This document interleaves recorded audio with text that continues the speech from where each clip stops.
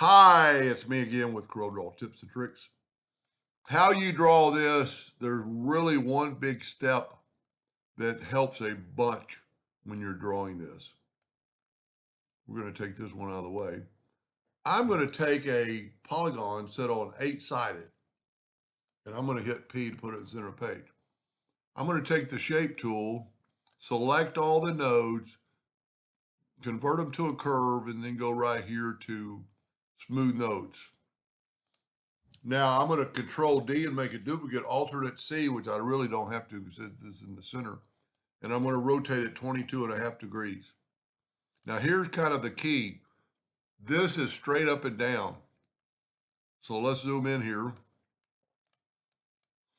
Let's take the contour tool. I never really use this contour on the toolbar, but it really works good on this. Take that line and take it to that line. It'll snap to it. Now take the whole thing and rotate it 22.5 degrees. That put the new one up here. So then take the contour tool, grab that one, and contour it to there. That's really all you need to know. Now, if you'll look at this picture right here, I've cut through some lines. So what we're going to do, we're going to take the virtual segment delete key, and we're going to do this right here. Whoop. So I didn't do a good job. Well, I forgot to do one thing. Select it all, go up to object and break the 4 objects apart, which are the contours. Then take your virtual segment delete key and delete that line, and then go around here and delete that line and that line.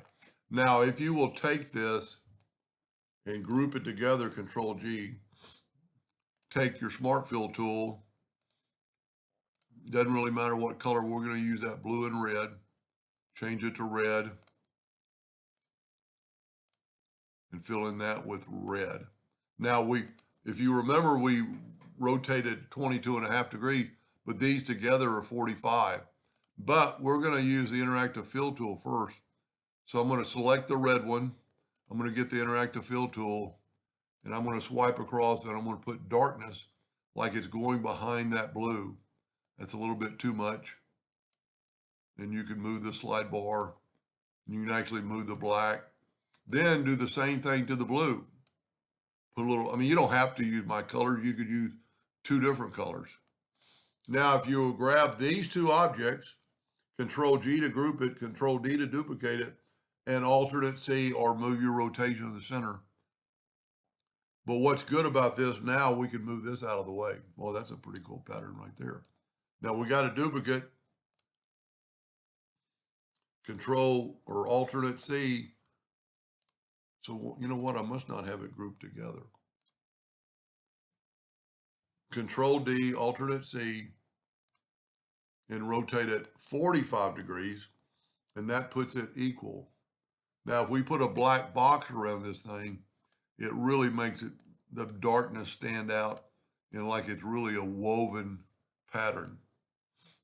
Now that I look at that, you could do a double, because ironically, the one I did earlier was bigger than the one I just did, or smaller. Anyway, and you could use double interactive fill tools and having the black. Let's just do that. Let's back up here. And I always check to make sure I just have one. So I'm going to nudge out of the way. And I had 2. So I'm going to go up here and go object, group, and ungroup it. And I'm going to get my interactive fill tool again. And I'm going to put darkness at both ends, like black. But then I'm going to get red and put it near the darkness. Move this down a little bit. Move this black out. I do that a lot. Move this out of the way. You don't want too much darkness. Now, you could actually use the color eyedropper, or the attribute eyedropper, but it's going to change the color to red. But you can go back to the interactive fill tool now and just put blue. Whoop. Well, it doesn't matter. I actually hit the wrong one. See, now we got darkness in, the blue just doesn't seem like it's very dark. And really the red doesn't seem like it's very dark. Let's go with that. Now group this together, Control G, Control D, alternate C, 45 degrees, Control D, Control D, Control D, Control D. That looks pretty cool. Pick the black box effect, object, order, back a page. That's pretty cool. Pretty cool pattern and pretty easy. And that's why this way it doesn't have any outlines, so those red lines aren't going to show. That's why I grouped them together and moved them out of the way. Anyway, I hope that gave you an idea or two. And thank you for watching.